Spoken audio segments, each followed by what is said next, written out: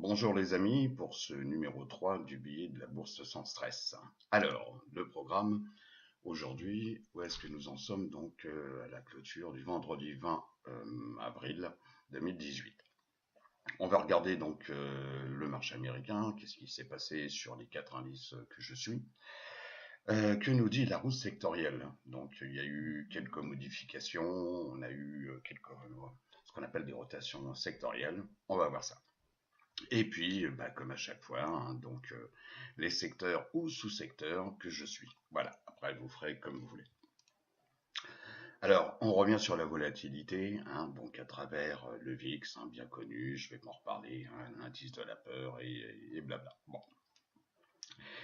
Simplement, ce qu'on peut voir, c'est qu'effectivement, même si on a eu du retracement ces derniers jours, je dirais comme quoi la volatilité revient sur des niveaux quand même déjà ici de, on va dire, support. Bon, la volatilité n'a pas explosé de nouveau.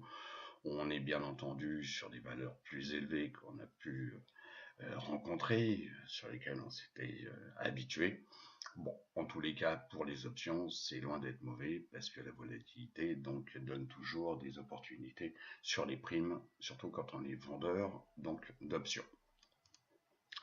La comparaison que je suis, hein, donc toujours à travers deux trackers, donc deux ETF, donc adossés sur des futurs sur le VIX, donc comparer donc le court terme avec le moyen terme, et effectivement suivre cette logique où la peur à long terme doit être toujours, en tous les cas, dans la grande majorité des cas, supérieure au court terme. Voilà. Donc là, cet indicateur n'est pas là pour fournir une valeur absolue, mais simplement pour vous montrer là où on a des divergences. Donc on l'a eu donc en début de février, hein. Et là, pour l'instant, on a encore des valeurs, je dirais, élevées, hein, mais on s'était habitué à des valeurs tellement basses que maintenant, c'est une autre donne et que l'année 2018 ne va certainement pas ressembler à 2017. Mais quoi qu'il en soit, je dirais comme quoi on est toujours au-dessus de la SMA, donc ici en rouge 200 jours, mais on a cassé quand même ces derniers temps, donc la SMA 50. Alors, de là à s'inquiéter, non. Je suis ça de près, donc les retracements qu'on a eu ces derniers temps, la divergence n'a pas augmenté d'autant plus. Voilà. Donc je compare également le SPY, un indice donc utilisé quand il y a des inquiétudes, des doutes, etc., qui est donc les utilities. Donc là, même chose, on était redescendu donc à des valeurs, je dirais quand même faibles. Donc là aussi, on ne va pas chercher une valeur absolue, mais simplement c'est un comparatif. Et là, effectivement, ça veut dire que SPY a remonté d'autant plus, alors que XLU n'a pas remonté aussi vite. Donc c'est pour ça qu'on a ce phénomène-là. Et on vient s'appuyer donc sur le cours de clôture donc de vendredi sur la SMA 10 jours. Alors bien entendu, on est sous la SMA 50, mais on est aussi au-dessus de la SMA 200 jours. Donc c'est à suivre. Donc ceci va vous montrer avec le temps qui va passer si effectivement SPY est toujours plus fort que XLU. Voilà. Également autre chose, hein, le Wood, j'en ai déjà parlé, donc on va le comparer par rapport donc au GLD qui est un ETF adossé donc à l'or. Bon, même chose, hein, puisqu'effectivement le Wood est là donc en période, je dirais, d'expansion, puisque c'est un matériau de base qui est utilisé pour tout ce qui est rénovation et construction, alors que l'or est typiquement un produit refuge quand les choses commencent à tourner un petit peu au vinaigre.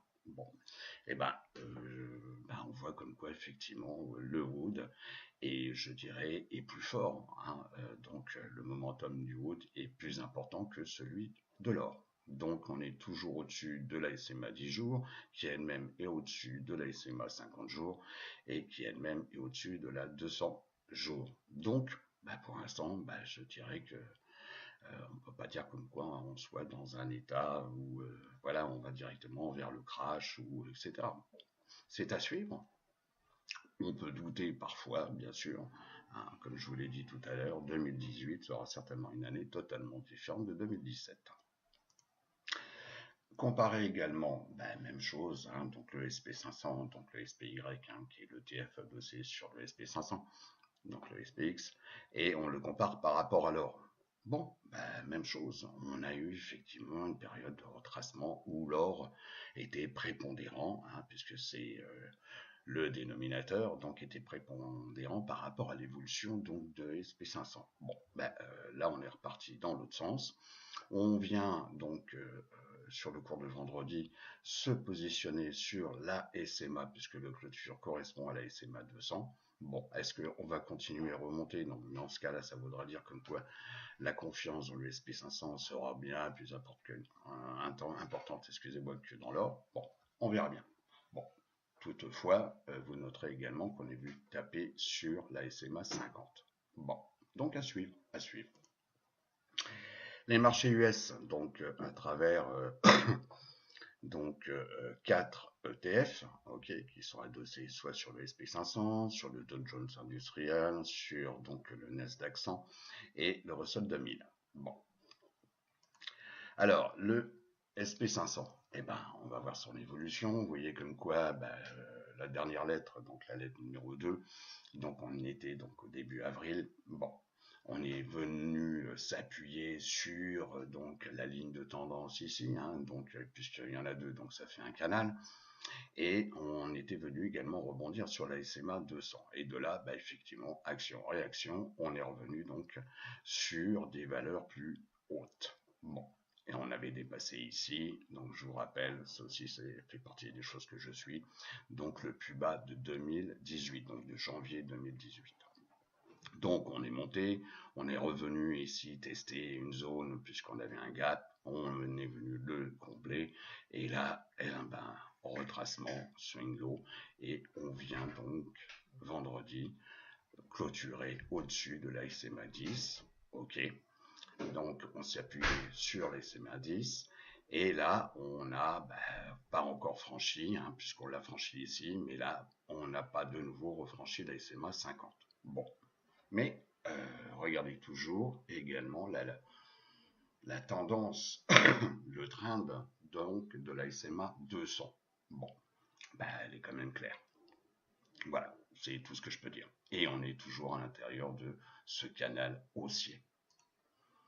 Donc en weekly, voilà, on voit la même chose, donc sauf que là, chaque chandelle correspond à une semaine de cotation.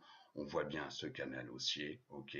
On est venu s'appuyer sur la moyenne mobile 50 semaines, ok. Donc ça c'était début avril. Bon, et puis là, effectivement, on est venu tenter donc casser la SMA, donc 10 semaines. Bon, on clôture quand même aux alentours. Hein, et je vous rappelle que ce sont toujours des zones, hein, donc de support, de résistance.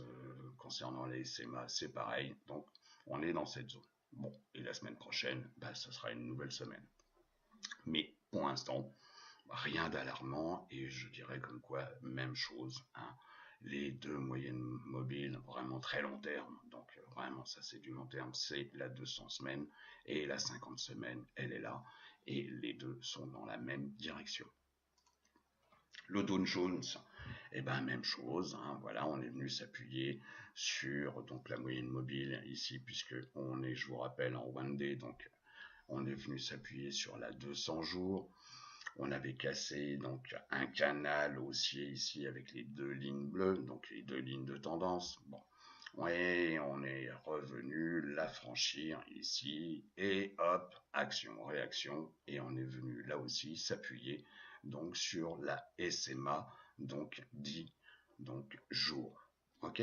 Et tout en ayant essayé de franchir la 50D, et puis bien entendu on l'a franchi, mais on est revenu faire un retracement. Bon, mais les lignes, je dirais, la ligne de tendance ici est très claire, la moyenne mobile de 100 jours aussi. Bon, et là pour l'instant, on s'amuse avec la SMA, donc 50 jours. Bon. Concernant donc la visualisation du Dow Jones en weekly, même chose, hein, vous voyez, Donc pour l'instant, on vient, et c'est quand même assez étonnant, hein, parce que il y a une corrélation totale entre le Dow Jones en termes de figure, hein, entre le Dow Jones et le SP 500. Voilà. Bon, puisque la forme de la bougie, hein, donc en weekly, est à peu près similaire. Et là, c'est la même chose, on est venu s'appuyer donc sur la 10 semaines. Ok. Et ben là, c'est la même chose, hein, on est bien au-dessus de la 50 semaines qui elle-même est au-dessus de la 200 semaines. Donc ça, c'est vraiment du très très long terme. Okay, et en tous les cas, les deux directions sont bien identiques. Voilà. Concernant donc l'indice des technologiques, donc le Nasdaq 100, donc à travers l'ETF QQ, bon ben même chose, hein, vous voyez comme quoi il y a eu une réaction sur la SMA, donc ici donc 200. On est venu refaire du retracement, ok, donc on a dépassé ici une valeur, qu'on pourrait dire une valeur de support, une zone de support, ok, et puis bien sûr action-réaction, et là on fait de nouveau un retracement, donc à swing low, et on est venu s'appuyer sur la SMA, donc 10 jours. Ok, on a tenté de franchir la 50 jours, ok, mais bon, retracement, swing low, et on vient s'appuyer là-dessus. Mais on est quand même en tous les cas, en clôture au-dessus, hein, des niveaux de référence qu'on a déjà connus ici, donc au début avril. Bon. Concernant donc une visualisation en semaine, donc même chose, vous voyez, on a essayé de tenter de casser le canal haussier, et puis non, on est venu tester des niveaux là, donc on est en weekly, hein, donc tester des niveaux donc qui servaient de support, et puis là même chose, vous voyez, comme quoi la bougie est tout à fait similaire à ce qu'on avait vu sur le Dow Jones et le SP 500. Bon. Et là, par contre, on a clôturé donc en weekly sous la moyenne mobile, donc 10 semaines. Bon. Mais on est toujours à l'intérieur de ce canal haussier, ok, avec les deux lignes de tendance spéciale. Bon. Et les moyennes mobiles, donc sur du très long terme, vous voyez comme quoi la 50 semaines et la 200 semaines sont toutes les deux dans la bonne direction. Concernant le Russell donc 2000, que je suis, hein, qui correspond donc à toute l'activité des small et medium companies. Donc c'est quand même un reflet de l'activité économique aux États-Unis, donc c'est pour ça que je suis de très près cet indice. Alors là, on est en daily. Même chose, vous voyez, donc on est venu rebondir, donc comme on l'avait évoqué début avril, voilà, donc on a eu un swing low high, excusez-moi. Là, on est en phase de retracement et on est venu clôturer au-dessus de la SMA, donc 10 jours. Et la chose intéressante, contrairement à ce qu'on peut voir sur les autres indices, c'est que là, on a clôturé, on est au-dessus de la 50 D. Ok, donc ça veut dire que cet indice est quand même assez fort. On n'a pas fait des plus hauts, ok, hein, puisque là on est moins haut, là on est encore moins haut, mais en tous les cas, ce petit élément de dire comme quoi on clôture au-dessus de la 50D est quand même un petit élément intéressant. Voilà, et voire même très très intéressant à suivre.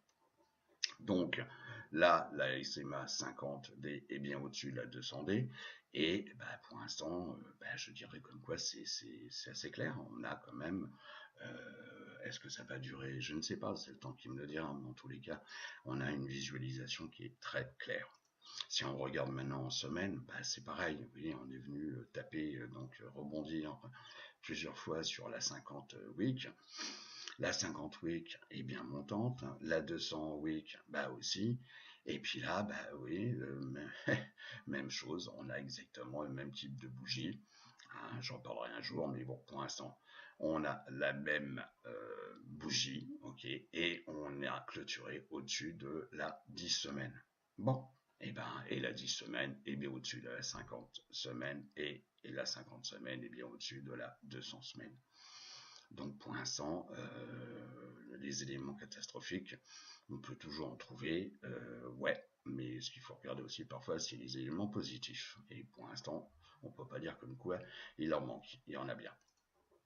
Alors, je l'avais présenté, donc comme à chaque fois, donc là, c'est des phases d'accumulation de distribution. Donc en étudiant les volumes, Et donc sur une période donc de, je dirais 2 semaines, enfin je dirais non, c'est 2 semaines de cotation, ok.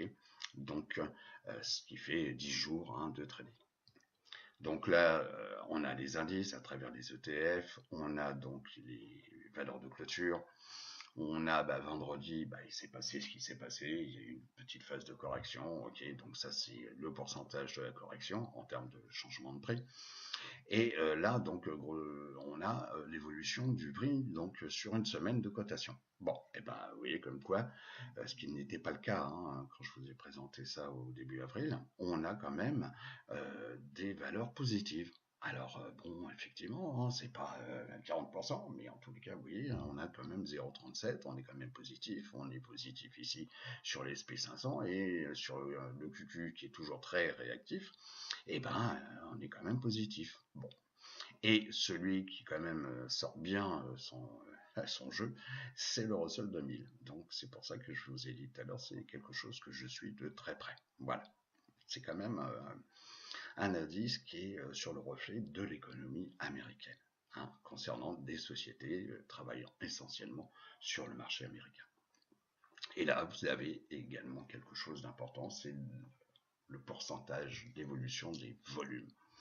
Ok, donc on peut dire comme quoi sur le DIA les volumes ont baissé, mais par contre les volumes sont positifs concernant donc les 3 zones indices. Voilà, parce que c'est pas parce que les cours baissent, ils baissent soit, mais les volumes augmentent. Alors vous allez me dire oui, mais c'est parce qu'il y a plein de vendeurs. Oui, mais s'il n'y a pas d'acheteurs, vous pouvez toujours essayer de vendre.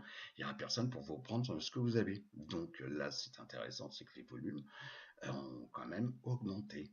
Voilà, donc ça veut dire qu'il y a des acheteurs. Alors les vendeurs sont là, pris de panique, hein, il faut vendre, et oui, et oui. Et les acheteurs regardent ça d'un autre œil en disant, c'est peut-être le moment aussi où il faut se positionner, ou continuer à augmenter son exposition. Voilà. Puisque bon, il y a certains fonds, certains hedge funds, bon, etc., où effectivement ils font le système d'accumulation, c'est-à-dire que quand le cours continue de monter, ils continuent à charger, comme je dirais vulgairement, la mule. Voilà, mais ils prennent pas une seule position en un seul coup. Voilà. Et là, concernant vendredi, c'est ce qu'on appelle la distribution ou l'accumulation. Donc vendredi, on était en phase de distribution et je vous rappelle que phase d'accumulation ou distribution, c'est simplement qu'un cours clôture au-dessus ou en dessous de la veille avec des volumes plus importants. Voilà, c'est ce qui différencie l'un de l'autre. Concernant le DIA, c'était ni accumulation ni distribution. Et si on regarde ça sur 2 semaines donc de cotation, ok, donc 10 jours, de trading, et là effectivement c'est le rapport entre les phases de distribution et d'accumulation. Donc je vous rappelle que début avril, pour la lettre numéro 2, on n'était pas du tout dans ce type de distribution, hein, en tous les cas, puisqu'on était essentiellement dans la zone de distribution et il y avait très peu d'accumulation. Et là, bon, effectivement, les phases ont un peu changé.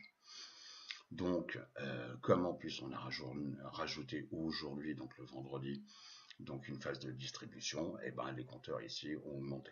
Donc, hein, à suivre également, mais en tous les cas, je pense qu'il y a quelques éléments qui sont positifs, là aussi, hein, je me répète.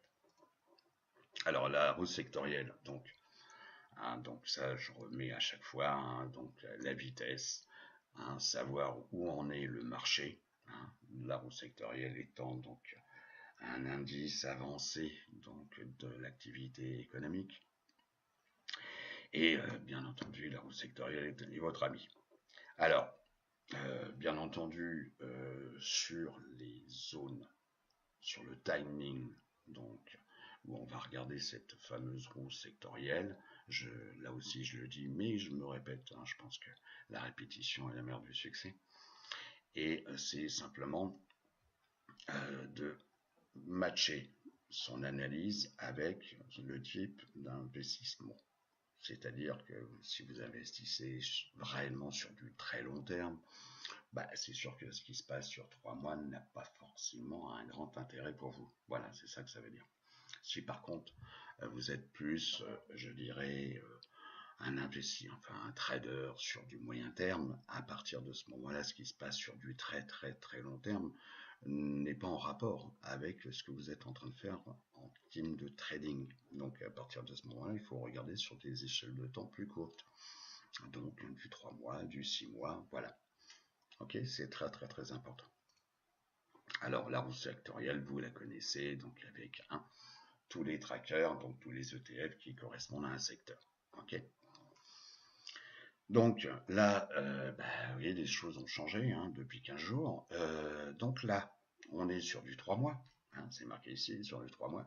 Et je vous ai mis dans l'ordre chronologique, donc en partant du haut, qui est les utilities. Tiens, c'est étonnant, je vous avais dit comme quoi il fallait le suivre, celui-là. Donc, puisque c'est un indice qui rapporte des dividendes, par rapport au secteur, ce sont généralement des sociétés un peu pépères, mais les investisseurs viennent dessus quand il y a un doute, une incertitude, voilà. Donc là, depuis 3 mois, le premier secteur, c'est quand même les utilities, suivi de près. Mais là, on a attaqué puisqu'il y a eu encore une correction. Bon. Là, on est dans le négatif. Je vous rappelle que sur 3 mois, c'est le seul secteur qui est positif, les utilities. Ah, le deuxième en position, donc c'est XLK, les technologiques, moins 2%, j'arrondis. Ensuite, vous avez les biens et services, donc cycliques, XLY, moins 2, j'arrondis, moins 2,2, voilà. L'énergie, tiens. Vous voyez, je vous avais dit aussi comme quoi c'était un secteur à suivre, XLE. Donc là, on est à moins 33,35, ok. Auparavant, il n'était pas à ce niveau-là, puisque là, je vous rappelle, il est en 4e position. Donc à suivre. On a les télécoms, ok, donc moins 4%, et les industriels, donc moins 4,75. Bon. Mais c'est intéressant quand même de noter que les utilities ont repris un petit peu de la force. Alors, sur 6 mois, sur 6 mois, là aussi, il y a un secteur qui n'était pas du tout là, donc il y a 15 jours. Donc on vient ici, XLY, toujours, les biens et services cycliques, donc qui est le reflet de la consommation quand même. Donc on a quand même un rapport positif, depuis 6 mois, on est à plus de 13%. Et XLE, lui, il n'était pas là. Et lui, il a bien monté. Et donc depuis 6 mois, il est quand même à pratiquement 10%. À suivre. Les technologies, j'étais pas positionné là, sur 6 mois, il y a 15 jours. Bon, mais elles sont toujours là, donc avec un gain sur le tracker de 9%, j'arrondis à 9%. Bon. Et qui est en 4e position. 5e position, les financières. Bon, on retrouve toujours le duo, technologie, financière. Bon, là, on n'a qu'un gain donc de 5,52%. L'énergie, il y a eu un petit truc, non, ça c'est XLB, voilà, non, ça c'est un truc en trop, j'ai oublié de l'enlever, donc ça vous pouvez l'enlever, voyez, XL, une petite erreur, ce qu'on appelle une coquille, ok, j'ai oublié de l'enlever. Donc, d'ailleurs, c'est intéressant parce que même s'il y a une coquille, oui, comme quoi, auparavant on était qu'à cette valeur et on est passé là, donc sur l'énergie, donc c'est quand même révélateur. Bon. Alors ensuite, on a les industriels, les matériaux de base et les télécoms. Bon, qui est quand même un rapport négatif, comme je vous l'ai expliqué, les télécoms, par rapport à une période, entre autres dans les années 2000, où effectivement c'était les secteurs où il fallait absolument y être. Bon, aujourd'hui, c'est beaucoup moins vrai. Si on regarde maintenant sur un an, alors là, c'est vraiment typiquement sur un investissement très long terme. Voilà. Alors, on a sur un an, toujours, à la date donc du 20 avril, on a toujours donc les technologies. Donc, si on compare par rapport à la lettre numéro 2, vous verriez comme quoi on a sacrément monté aussi. Voilà, on n'avait pas du tout, XLK était toujours premier, mais pas du tout avec donc XLK a repris du poil de la bête, comme on dit. Donc le premier, les technologies, deuxième, donc les financières, avec ici la valeur, la progression sur un an. Et si vous avez les biens et les services, donc cycliques, Ici, les industriels, les basiques, la santé et qui n'était pas là non plus, XLE. Voilà. Bon. Donc, c'est quand même intéressant parce que si vous voyez sur du long terme, eh ben, je reviens ici sur, voilà, bah, vous voyez comme quoi on voit donc XLF, XLK, qui est sur un an le numéro un. On retrouve les industries, enfin les biens et services donc cycliques, on retrouve les basiques, enfin les matériaux de base, les industriels, on retrouve l'énergie, ok, et bah, effectivement la santé. Mais celui-là, il n'était pas du tout là. Donc vous voyez comme quoi on commence un petit peu progressivement à avancer. Voilà. Et comme je vous dis, ça ne va pas changer du jour au lendemain. Il faut quand même donner du temps au temps. Voilà. Donc je reviens sur un an. Oui, donc, et ben voilà, la technologie, les financières, et tout ce qu'on en a vu, basique, voilà, santé et XLE, qui fait son apparition. Alors, combien de temps ça va durer, je ne sais pas, mais en tous les cas, c'est intéressant de le noter. Alors, les secteurs ou sous-secteurs à suivre. Alors, on va retrouver certains, il y en a d'autres qui ont disparu, hein, ben c'est normal, hein, parce que effectivement, moi je fais mon marché, hein, je suis plutôt donc un swing trader. Donc ça veut dire que mon exposition en termes de prise de position, que ce soit sur les actions, sur donc les options, je dirais c'est du très court terme. Voilà. Parce que c'est ma personnalité et que je suis comme ça. Donc pour l'instant, je fais ça. Bon. Alors, secteur à suivre, donc les utilities. Bon, je l'ai déjà évoqué. À suivre, l'énergie. Ah, ça, j'en avais parlé. Donc là aussi, on retrouve l'énergie parce que effectivement, c'est quelque chose à suivre. Et j'ai rajouté donc ce qu'on appelle des industries, ce qu'on a, qui sont des sous-secteurs, hein, qui sont rattachés au secteur principal qui est l'énergie. Donc à travers deux ETF, hein, on peut utiliser donc soit directement à travers l'ETF, en achetant, en vendant ou en utilisant des options.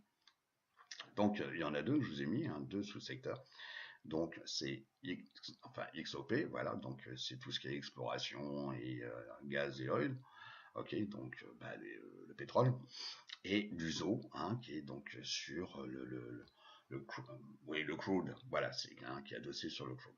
Bon, et donc ces deux sont à suivre, voilà, bon. Parce que effectivement les intérêts des uns n'est pas forcément le même que les intérêts de l'autre. Enfin, ne sont pas les mêmes que les intérêts des uns des autres. Donc entre les producteurs et puis ceux qui utilisent le pétrole pour l'économie, effectivement, il y en a certains qui veulent monter les prix et les autres qui voudraient surtout baisser les prix. Bon, donc il y a des associations actuellement entre la Russie, l'Arabie Saoudite qui voudraient donc maintenir des prix hauts, etc. Bon, c'est leur intérêt, c'est normal. Et puis d'autres qui veulent faire baisser le prix du pétrole parce que c'est quand même un poids sur le développement de l'économie. Bon, mais quoi qu'il en soit, il faut regarder toujours aussi la roue sectorielle. Donc c'est pour ça que XLE et les sous-secteurs sont à suivre. Alors, ce ne sont pas des recommandations, hein, qu'on soit bien d'accord. Ok, c'est simplement un avis que je donne. C'est à vous, vous êtes grand de dire bah, je prends pas. Voilà, je ne suis pas là pour faire des recommandations et c'est pas l'objectif de cette présentation. Alors XLU. Bon bah vous voyez comme quoi, donc là on est en weekly, hein, c'est marqué là et puis c'est marqué là. Donc c'est toujours avec TradingView. Bah là, on est toujours hein, dans un rectangle. Voilà, donc bon, on y est toujours. Voilà. Alors, on n'a pas cassé par le bas et on a tenté de casser par le haut, mais enfin, en tous les cas, en termes de clôture sur de la semaine, on est toujours à l'intérieur de ce rectangle. Bon, donc où est-ce qu'on va aller? Ben, on verra bien. Bon, pour l'instant, il y a noté aussi qu'on a rebondi sur les CMA, donc 200 semaines, mais pour l'instant, donc XLU, on est quand même au-dessous de la 50 semaines. Bon, alors, mais il y a quelque chose aussi qui nous dit comme quoi la tendance, elle est quand même très claire. Voilà, aussi. Donc, ça monte moins vite que le SP500, hein, c'est pour ça que je fais la comparaison SPY par rapport à XLU, mais en tous les cas, on voit bien que ces deux lignes de tendance, hein, où on ne vient pas s'appuyer sur les mêmes valeurs, mais peu importe, on voit bien comme quoi ces deux lignes de tendance sont quand même haussières. Bon. L'énergie, alors, XLE, à travers donc l'ETF. Donc XLE, donc là on est en semaine, même chose, vous voyez. Alors, petite chose intéressante, c'est que ça fait longtemps qu'on se balade donc entre des plus hauts ici et des plus bas ici. Bon, voilà. Donc là, je viens indiquer avec donc les plus hauts et les plus bas de janvier 2017 et de janvier donc 2018. Bon, ça, j'en ai déjà parlé. Vous faites comme vous voulez. Moi, j'utilise ça. Bon. Ce qui est intéressant, c'est que là, sur la clôture de vendredi, donc en weekly, on vient de casser carrément donc la SMA 200. Bon, alors même donc 200 semaines. Hein. Alors même si la tombinette de la 200 semaines est quand même un peu baissière, ok, on voit bien, hein, elle commence à baisser. La SMA 50, elle commence à stabiliser. Donc là, je dirais qu'elle est flat, hein, elle est plate. Bon, et là, on vient de clôturer au-dessus de la SMA 200 semaines. Bon. Alors à suivre, parce qu'il y a des niveaux de référence ici qui vont servir certainement de résistance, ok, qu'on va peut-être venir tester. Peut-être, mais en tous les cas, les probabilités me disent comme quoi il y a de fortes chances, parce que quand on voit les progressions qu'il y a là, donc bien sûr les arbres ne montent jamais au ciel, mais en tous les cas, quand on voit les progressions sur 2 semaines, et que ici on avait un rectangle où on était en train de voilà, on était en haut, en bas du rectangle, mais ce rectangle, on l'a quand même cassé en weekly. Bon. Et puis là, deuxième semaine, donc cette semaine qui a clôturé vendredi, et de nouveau une belle bougie. Et en clôture de là, au-dessus de la 200 semaines. Donc à suivre. Si on regarde maintenant XLE sur du monthly, alors exceptionnellement, je vous l'ai mis en mois, voilà. Parce que là, on regarde carrément la tendance de fond. Alors, c'est vrai que le pétrole, on va jamais vous le donner, et qu'il y a quand même une tendance où le prix, d'une façon générale de l'énergie, monte toujours. Alors, il y a eu des périodes où il y a eu patatrac, souvenez-vous. Donc là, on est en 2008. Il y a eu donc 2014, patatrac, quelques-uns qui se sont fait avoir, et que les marchés avaient également fortement baissé aussi, 2014. Bon, mais là, on vient donc s'appuyer depuis un bon paquet de temps, ok, sur une ligne de tendance très long terme, très long terme, puisque là, chaque chandelle, c'est un mois de cotation. Vous voyez comme quoi cette ligne de tendance fait quand même office d'un sacré support, et que cette ligne de tendance est bien montante. Voilà. Et que là, bon, le mois n'est pas fini, donc si vous voulez, je ne vais pas en parler, mais pour l'instant, on n'a pas dépassé complètement la SMA, donc 50 mois. C'est énorme, hein, c'est énorme. Mais bon, pour l'instant, on est en dessous. Donc le mois d'avril n'est pas fini, donc c'est pas la peine de parler de cette bougie qui a aucune signification pour l'instant, puisque le mois n'est pas fini. Ok. Là, celle-ci, on peut en parler, oui, le mois, c'était le mois de mars, donc là, on peut en parler. Mais là, sur le mois d'avril, c'est pas la peine de s'imaginer les trucs. Non, le mois n'est pas fini, donc la forme de la bougie et effectivement si on va continuer à clôturer à-dessus ou en dessous, j'en sais rien, on attendra donc fin avril. Et également quelque chose que j'utilise, c'est la saisonnalité. Ok.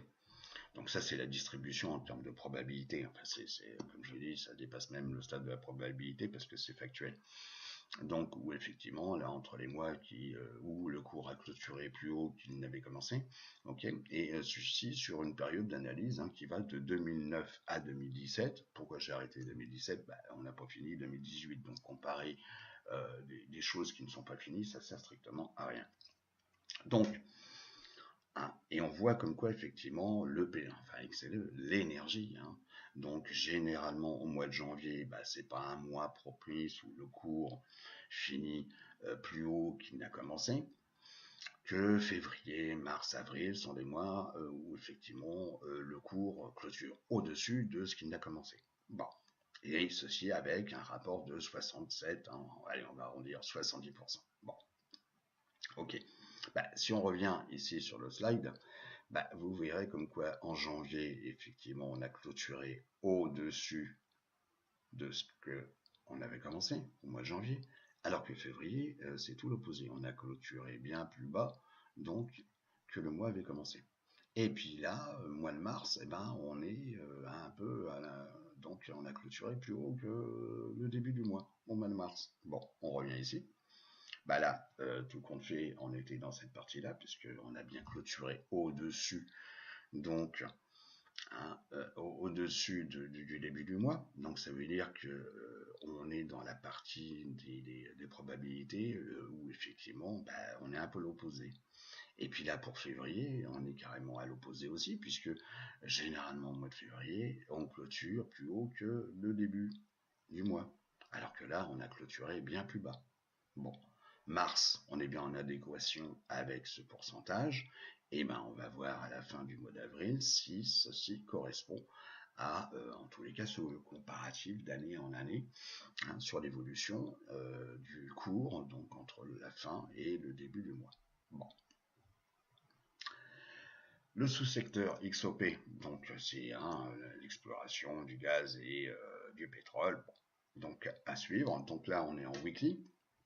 On a une tendance de fond bah, qui est claire. Hein. On a quand même la SMA, donc ici 200 semaines, bon, qui est quand même bien tombante. Bon. Et on a la 50 semaines ici, donc au niveau de la moyenne mobile, bon, qui a tendance à s'aplatir. Et on a clôturé quand même, donc au-dessus. Donc là, c'est ce qu'on appelle.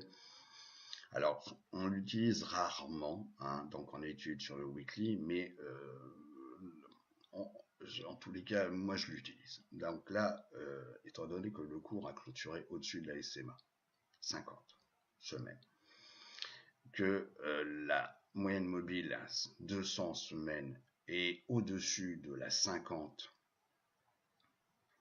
semaines ici, généralement ces phases-là, on les appelle les phases de recovery.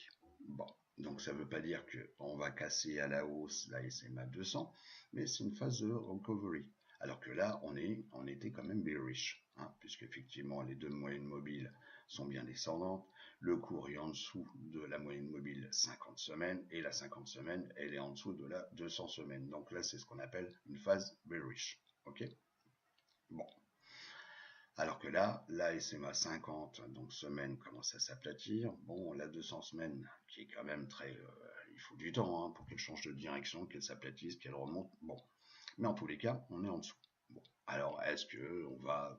Bah, en tous les cas, on va forcément tester ici des plus hauts, ok. Donc des plus hauts sur une période définie ici. Il y a une nouvelle résistance qui est ici, et puis on a également cette résistance hein, de la SMA, donc 200 semaines. Bon, on verra bien. Mais, la tendance de fond est quand même bien dessinée. Voilà. USO, bah, même chose, donc là on est en weekly. Donc là, bon, bah, ça c'est un canal, je vous ai dessiné les deux lignes de tendance. Donc ça c'est un canal haussier hein, qui a démarré donc depuis, je dirais, septembre, ouais, plutôt août donc 2017. Et là, effectivement, on est carrément dans ce canal. Donc là, on l'a cassé, ok, donc avec la petite bougie ici, hein, la bougie donc hebdomadaire. On a une tendance qui est haussière pour l'instant. On a cassé des niveaux ici de résistance. On a la SMA qui pendant un bon bout de temps était baissière et puis là, donc la 50, hein, 50 semaines ici, et qui s'aplatit et qui a tendance donc à changer un peu de direction. Et puis là, vous avez la 200 semaines qui va jouer son rôle de coucou, donc de résistance. Donc les cours sont là toujours pour venir tester. Voilà. Alors, est-ce qu'on va venir tester cette zone de résistance représentée par la SMA 200 semaines, excusez-moi. Il se peut. Voilà. Donc, voilà, c'était simplement un petit tour de ce que je regarde. Hein, donc, également, je vais vous l'indiquer. Vous voyez, par exemple, on a parlé, donc XLE, voilà, XOP. Donc on va passer là donc en mode donc écran PC. Je vais vous montrer également un petit outil que j'utilise parce que parfois il est bon aussi d'utiliser un tracker qui peut être plus sécure parce que moi un tracker qui dépose le bilan, ça peut arriver. Hein, en tous les cas c'est quand même dans le domaine de exceptionnel. Mais une société qui dépose le bilan, c'est quand même beaucoup plus courant. Mais par contre, ça vaut parfois, c'est intéressant de pouvoir regarder la composition d'un ETF et peut-être parce que dans le panel de toutes les sociétés qui composent cet ETF, il y a peut-être une société qui peut être intéressante à traiter et qui peut être un leader par rapport au secteur. C'est-à-dire que sa progression monte bien plus vite que le secteur de référence, qui est par exemple l'énergie. Alors, on va faire par exemple un truc très simple, XLE, vous voyez. Je vais passer, voilà, sur, voilà. Alors, ce site s'appelle donc fidelity.com. Ok, c'est un outil gratuit. Alors, il y a des abonnements comme dans beaucoup de choses, vous voyez, mais en tous les cas, ce que j'utilise moi, c'est toute la partie gratuite. Donc, vous allez sur News and Research. Ok, vous avez ETF, vous venez ici, pof, donc le PC, voilà, Donc, vous venez ici, XLE. Voilà. Donc, vous venez ici sur portfolio composition. Vous faites Go. Donc, il y a plein de choses à lire, etc. Donc ça, moi je m'en sers, donc je sais plus besoin de dire, mais en tous les cas, c'est un super outil.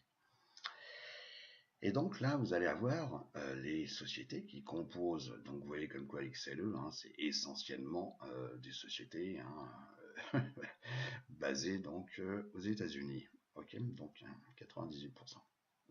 Et là, vous avez les sociétés qui composent cet ETF. Et vous voyez par exemple Exxon ici, donc ExxonMobil, c'est plus de 22% du panier. C'est-à-dire que le poids dans l'ETF, donc XLE, le poids d'Exxon, c'est plus de 22%. Et puis après, vous avez Chevron, Schlumberger, Coconut Phillips, voilà, bon, etc., etc. Vous avez toutes les sociétés, PSX, bien connues, Philips, 66. Bon. Et parfois, il y a des opportunités. C'est-à-dire que parfois, on va se rendre compte qu'il y a une société qui superforme son indice de référence, donc l'indice sectoriel. Donc, comment je fais? C'est très facile. Donc, je vais ici sur, par exemple, donc TradingView. Donc, on va faire, par exemple, donc on a, je vais prendre l'exemple au pur hasard, CVX, Chevron. Voilà, CVX. Donc, je fais CVX, ok. Je divise par l'indice de référence, donc le secteur de l'énergie. Et hop, excusez-moi, je viens de faire une petite bêtise. Vous voyez, comme quoi c'est du direct, ça c'était pas du tout préparé. J'ai voulu rajouter ça, voilà, pour le fun et pour vous. Voilà. Et j'obtiens ça. Alors, vous allez me dire, alors là c'est intéressant parce qu'effectivement, la valeur absolue est à traiter. Pourquoi?